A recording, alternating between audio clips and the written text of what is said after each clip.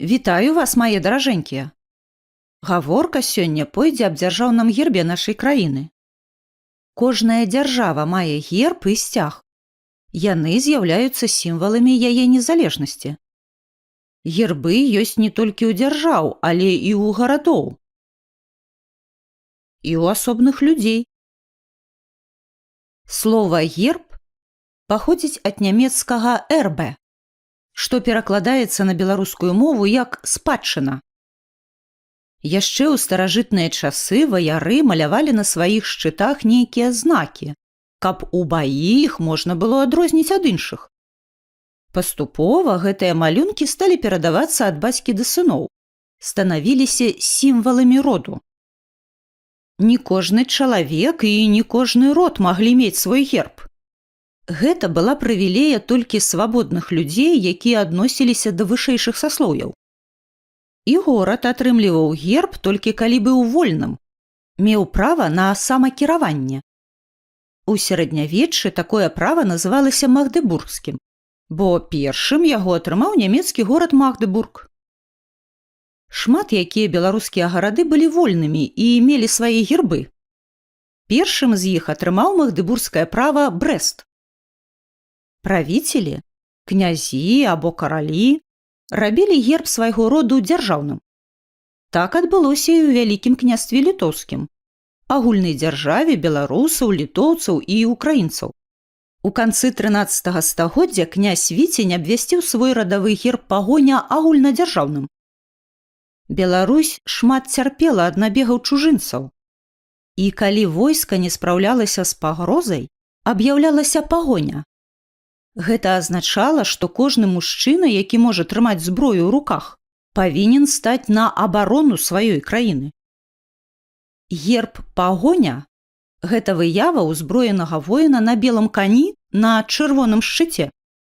У правай руцэ вершнік трымае меч, а ў левай – шчыт з залатым шасціканцовым крыжам.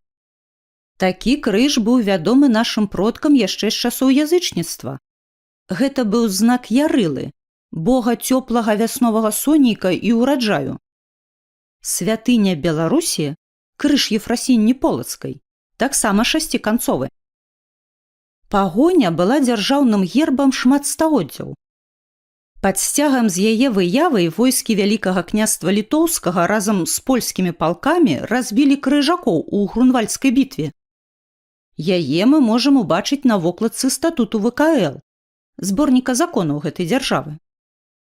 Усё лятуць і лятуць тыя коні, срэбнай збруяй далёка грымяць, старадаўняй літоўскай пагоні не разбіць, не спыніць, не стрымаць.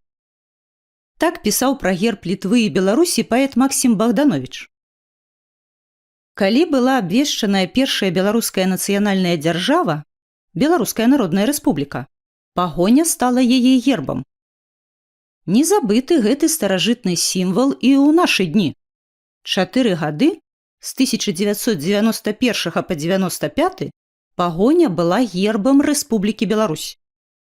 Зараз у нашай дзяржавы іншы герб, але пагоня абвешчаная гістарычна-культурнай каштоўнасцю Беларусі.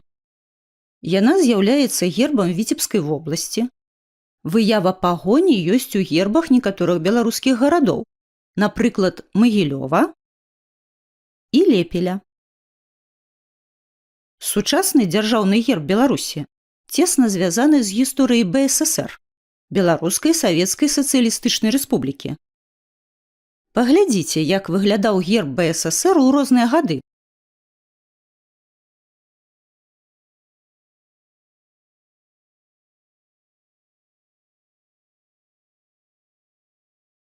І параўнайце з гербам, які быў прыняты ў 1995 годзе.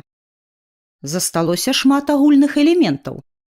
Паспрабуйце здагадацца, што азначае кожны з іх. І прачытайце аб гэтым у падручніку. Спадарыня Васіліна, мне вось цікава. Сучасныя дзяржавы маюць свае гербы, гарады.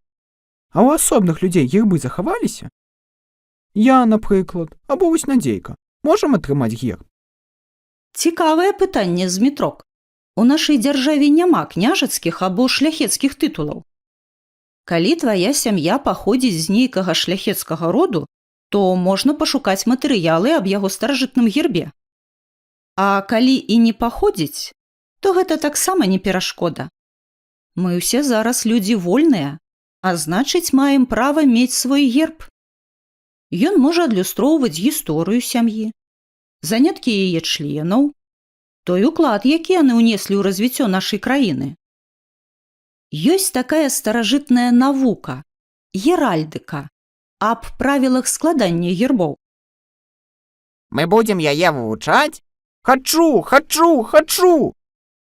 Не, Яўхімка, гэтая навука не ўваходзіць у школьную праграму. Але і ты, любы другі чалавек можаце засвоіць яе самастойна. Было б толькі жаданне.